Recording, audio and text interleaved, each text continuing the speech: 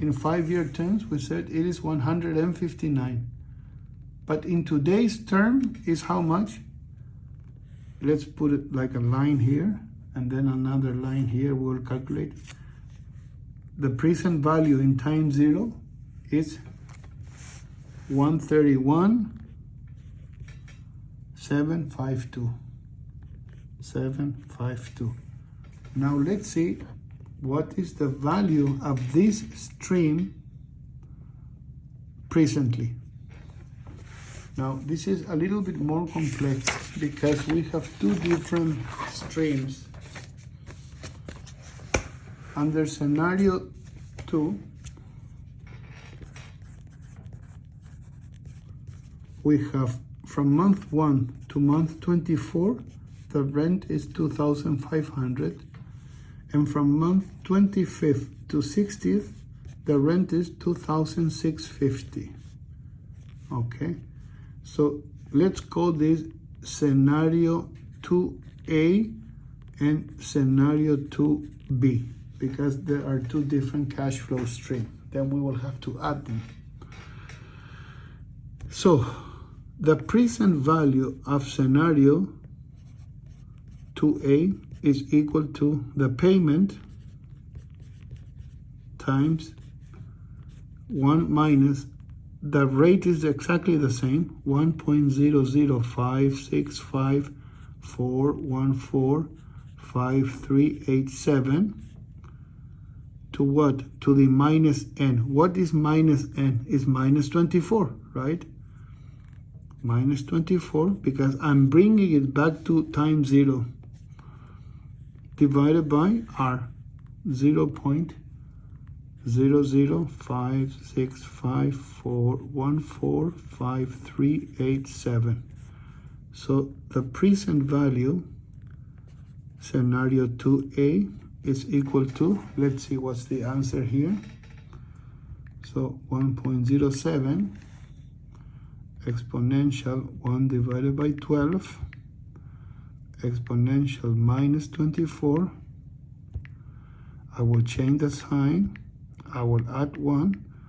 I will divide by the rate 0.05654145387, and I will multiply this by 2,500. So it's 59,960. I'm rounding up. 55,960. 55,960. Now this value, I don't need to bring it back to 0 because it is already in 0. It was from 1 to 24, and I brought it back to 0 by affecting with the negative exponential of minus 24. Here. By the negative exponential of minus 24. So I don't need to bring it back. You see? This one. Okay. So now,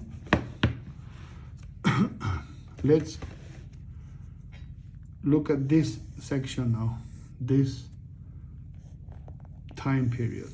So the present value of scenario 2B, which we said is this, is equal to the payment 2650 times 1 minus the same rate 1.00565414537 to what? From 60 to 25, it's 35 plus 1, 36. So if I deduct 36, I come back to the 24th month, right? Minus 36 divided by 0.00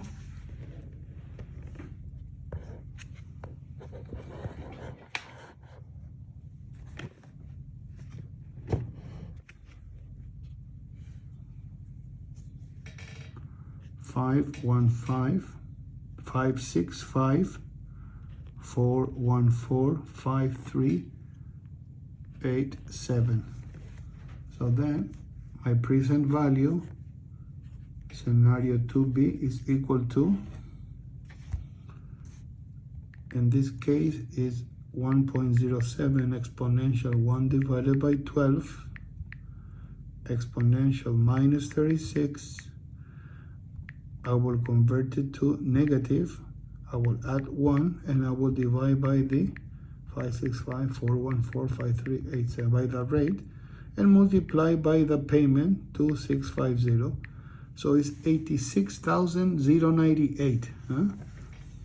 86,098. But this value is on the 24th month. I have to bring it back to zero, because I did this section here. So the present value of scenario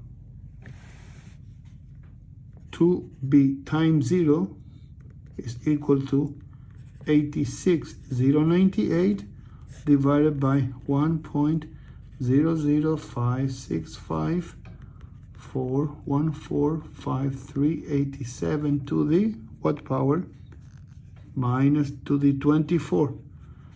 It doesn't need to be minus because it is already a denominator.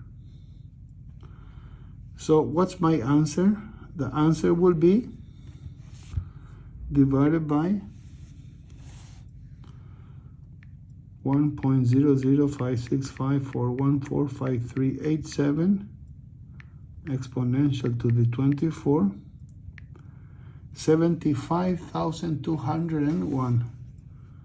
75,201. This is scenario 2b.